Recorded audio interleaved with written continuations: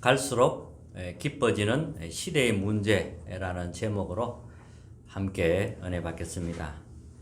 우리는 복음의 길로 가는 사람들입니다. 하나님이 원하시는 말씀을 따라가는 사람입니다. 그리고 우리는 생명운동 하는 사람입니다. 237가 5천 종족 살리는 정인으로 우리가 부름받았습니다. 그래서 먼저 넘어서야 할 것이 있습니다. 나를 넘어서야 됩니다. 나의 것, 우리의 것, 여기에서 벗어나야 됩니다. 이것은 창세기 3장, 창세기 6장, 창세기 11장의 근본 문제에서 온 것입니다. 여기에 묶여가 있으면 내 입장, 내 주장, 내 고집, 내 유익만 생각하게 됩니다. 그래서 넘어서야 돼요. 이때 임하는 것이 보좌의 축복입니다. 영적 상태가 바르게 되는 것이 가장 중요합니다. 말씀과 맞지 않는 것은 내려놔야 됩니다. 말씀하고 안 맞는 것은 내가 안 맞는 것이거든요.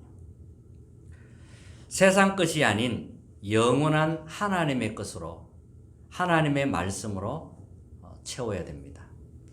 오늘 본문 내용을 보면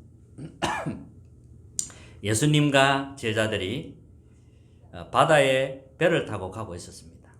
그때 파도가 일어나 바다의 물이 배를 덮어버렸습니다. 이 갈릴리 바다는 광풍이 자주 일어납니다. 그러니까 제자들이 무서워서 예수님을 깨우게 되죠.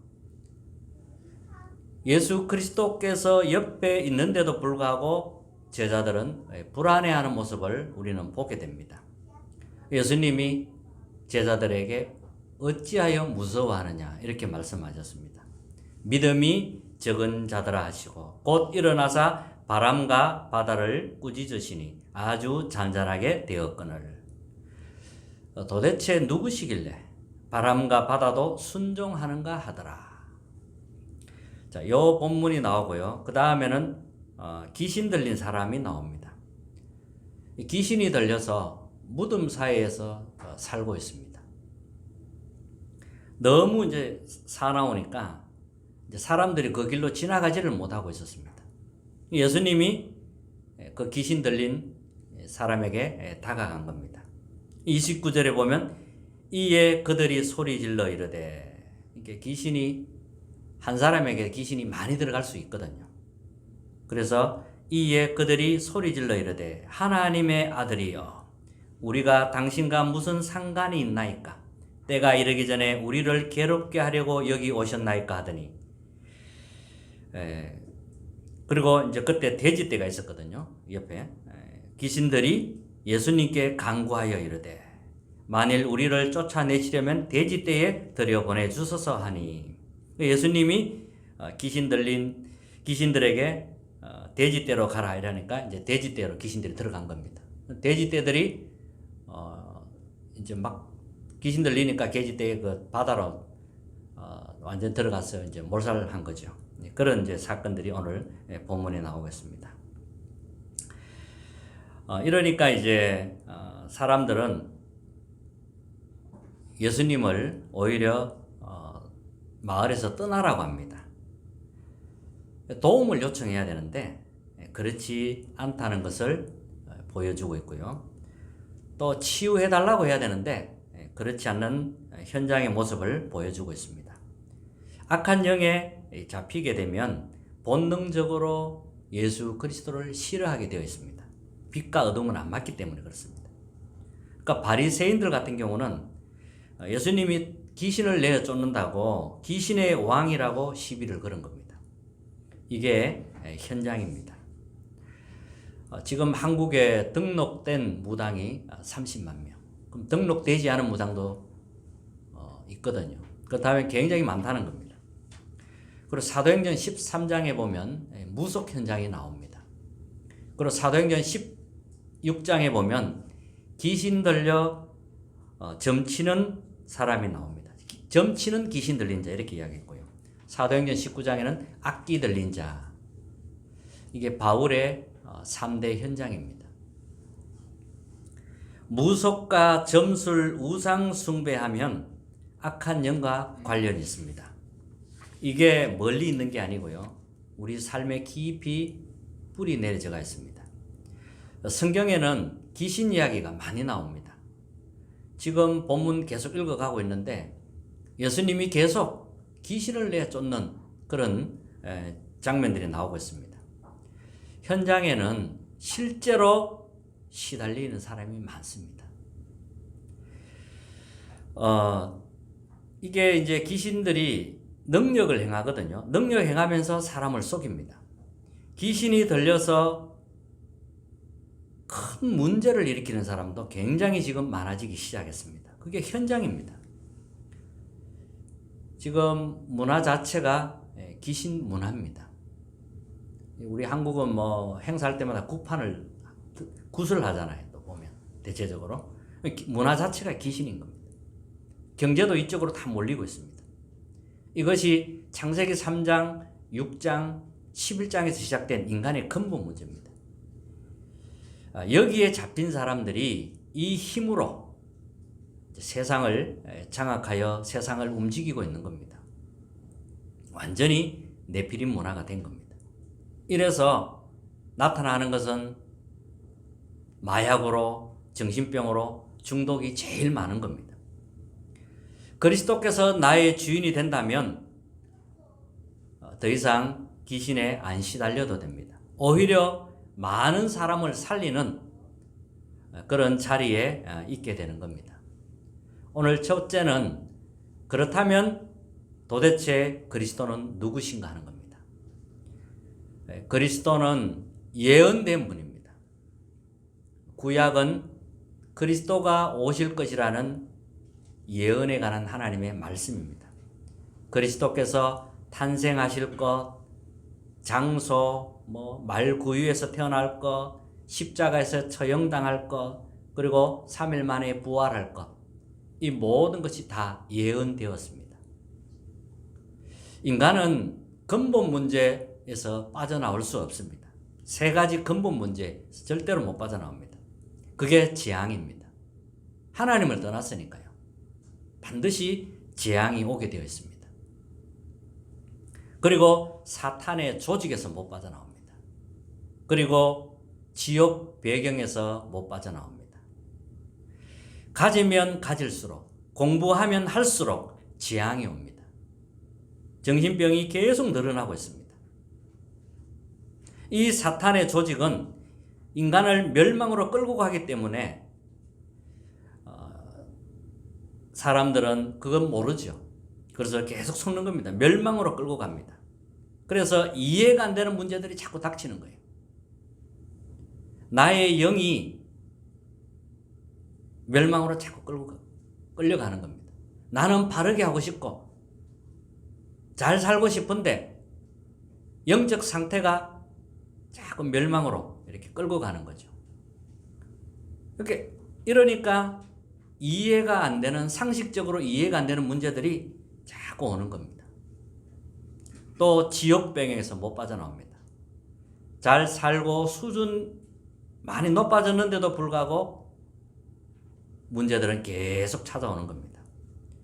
이 세 가지를 해결하는 이름이 그리스도다 이 말이죠. 석가는 훌륭한 분입니다. 존경해야 됩니다. 그러나 그리스도는 아닌 겁니다. 그리스도는 예언된 분입니다. 성령으로 잉태돼야 그리스도입니다. 십자가를 지고 부활해야만 그리스도입니다. 그래서 누가 그리스도냐? 예수님이 그리스도인 겁니다. 또 그리스도는 누구십니까? 성삼위 하나님이십니다. 성부, 성자, 성령, 삼위일체 하나님이라고 하잖아요. 그는 근본 하나님의 본체다 그랬습니다. 성삼위 하나님인데 사람의 몸을 입고 이 땅에 오신 겁니다. 그래서 예수님 이런 말을 했죠. 나와 아버지는 하나이니라. 집에 대통령을 모시면 우리 집이 청와대가 되는 것이고요. 우리 집에 왕을 모시면 왕궁이 되는 것이고요. 내가 하나님을 모시면 내가 보좌가 되는 겁니다. 하나님께 갈 수 없습니다. 만날 수 없습니다. 그래서 하나님이 사람의 몸을 입고 오신 겁니다. 하나님이 그리스도를 보내주신 거예요. 그분을 나의 주인으로, 손님으로 모시면 안 돼요. 나의 주인으로 모셔야 돼요. 나의 기빈으로, 귀한 분이라도 안 돼요. 나의 참 주인으로 모셔야 되는 겁니다. 그래야만 근본 문제가 해결되고 이제 구원을 받게 되는 겁니다. 하나님을 떠난 죄. 우리가 이 땅에 살면서 부모를 부모라고 생각하지 않으면 그건 부모한테 굉장히 불효하는 거잖아요. 우리가 하나님을 떠나버린 겁니다. 하나님을 떠난 죄, 그것을 원죄라고 합니다.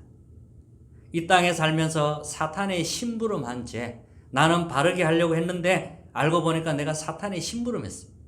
그 심부름한 죄, 지역 배경에 걸려서 멸망으로 간 죄, 해결 안 됩니다. 그리스도께서 십자가의 죽음으로 해결하신 겁니다. 우리는 그 사실을 믿는 거예요. 그리스도를 붙잡으면 이 근본 문제가 싹 무너지는 겁니다. 그 능력을 실제로 누리도록 만드신 분입니다. 이 능력을 우리가 누릴 수 있도록 만들어 주신 분입니다. 그래서 마가복음 16장 17절에 보면 내 이름으로 귀신을 쫓아내며, 여러분 언약을 붙잡으세요. 진짜 말씀 붙잡으세요. 그리스도의 이름으로 귀신을 쫓아내라고 합니다. 또 누가복음 10장 19절을 보면 뱀과 정갈을 밟으며 원수의 모든 능력을 제어할 권능을 주었으니 너희를 해할 자가 결코 없으리라. 마가복음 3장 15절에는 너희와 함께하기 위하여 불렀다. 또 전도도 하며 귀신을 내쫓는 권능을 주기 위하여 불렀다. 이렇게 말씀하셨습니다. 마가복음 16장에 보면, 마태복음 16장에 보면 그리스도를 고백한 자 반석 위에 내 교회를 세우리라. 그리고 음부의 권세가 너를 이기지 못하리라. 내가 네게 천국 열쇠를 주노라. 하늘의 축복, 그리스도 안에 있는 어마어마한 비밀들을 찾아 누릴 수 있는 열쇠를 주노라. 이렇게 말씀하셨습니다. 그리스도에 대해서 정말로 우리가 내 손에 딱 잡힐 만큼 발견되고 누려지는 만큼 내 주변의 모든 문제는 싹 다 해결되어 있습니다. 누려지는 만큼 해결이 돼요. 놀라운 비밀이잖아요. 우리 인간이 힘으로 뭐 해결하는 게 아닙니다. 그리스도가 누려지면 누려지는 만큼 나머지 것은 따라옵니다. 그러니까 그리스도를 못 누리고 뭔가 다른 걸 자꾸 하려고 하면 이제 문제가 오는 거죠. 자, 두 번째는 나에게 주어진 신분과 권세입니다. 자, 이 그리스도를 통하여 우리가 이제 하나님의 자녀가 되었습니다. 하나님의 자녀가 되는 권세, 우리에게 권세가 와 있습니다. 대통령 아들이 되고 딸만 되어도 경호원이 붙잖아요. 특별히 보호하잖아요. 하나님의 자녀가 된 겁니다. 하나님의 자녀는 사탄, 지옥 배경, 저주, 재앙에서 해방되었습니다. 해방되었다니까요. 하나님의 자녀에게는 보좌의 축복 9가지가 따라옵니다. 보좌의 축복, 시공간 초월의 응답, 우리에게 세계를 살리는 빛이, 237의 빛이 비치게 되는 거죠. 우리가 하나님의 형상이 그리스도로 말미암아 회복이 되었고요. 하나님은 우리에게 계속 생기를 불어넣어 주십니다. 에덴의 축복을 회복시키는 겁니다. 이 보좌의 축복이 내 안에 임한 거예요. 이제 내가 하나님을 모시고 있으니까요. 성령님이 내 안에 임하셨으니까요. 보좌의 축복이 내 안에 임한 겁니다. 뿐만 아니라 나에 대한 하나님의 그 누구도 흉내낼 수 없는 전무후무한 응답이 하나님이 준비하시는 겁니다. 준비하셨고요. 교회와 일에 대한 전무후무한 응답이 있습니다.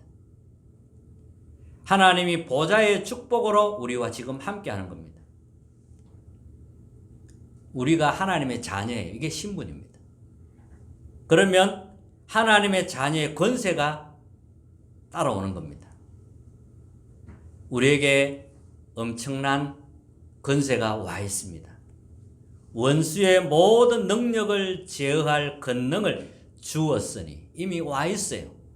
너희를 해칠 자가 결코 없으리라. 두려워 안 해도 돼요. 사탄을 결박하는 권세, 귀신을 내쫓는 권세를 주신 겁니다. 권세를 사용만 하면 돼요. 하나님의 계획을 이루는 것에 하나님은 천군 천사를 보내십니다. 놀라운 하나님의 은혜입니다. 세 번째는 이제 영적 싸움입니다. 흑암과 싸우겠다고 결단하면 돼요. 그 자체가 능력이 시작되는 겁니다.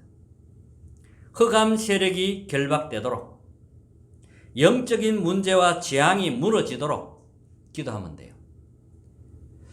우리는 사람과의 싸움이 아닙니다. 눈에 보이지 않는 흑암과의 싸움입니다. 어두움을 세상 주관자들과 싸우는 겁니다. 하늘에 있는 악의 영들과의 싸움입니다.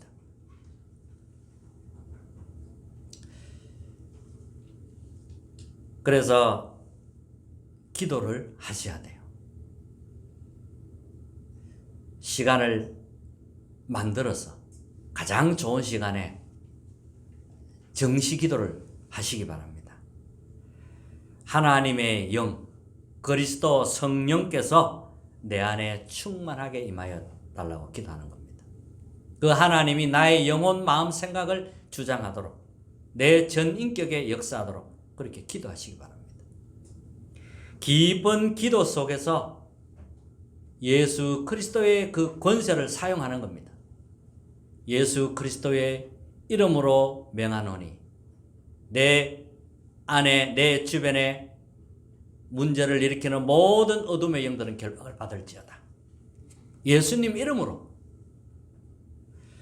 기도를 하는 겁니다.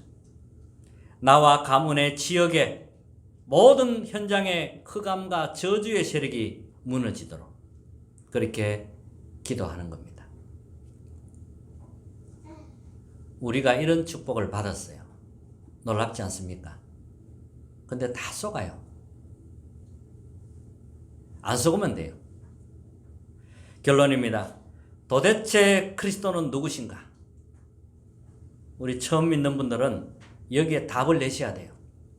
도대체 그리스도는 누구신가? 여기에 대한 분명한 답을 내셔야 됩니다. 나에게 주어진 신분과 권세는 뭔가? 답을 내셔야 돼요. 나는 하나님의 자녀다. 이제 사탄을 이길 권세가 내게 와 있다. 나는 이제 영적 싸움 하겠다. 결단하셔야 돼요. 가정을 위하여, 가문을 위하여, 이 지역을 위하여, 세계를 위하여 내 힘이 아니고요. 하나님이 주신 그 힘으로 나는 영적 싸움 하겠다. 이런 결단을 하셔야 됩니다. 나와 가문과 지역과 세계를 놓고 영적 싸움하는 그런 하나님의 자녀가 되겠다고 결단하며 실제로 영적 싸움하는 우리 사랑하는 성도님 되시기를 주님의 이름으로 축복합니다.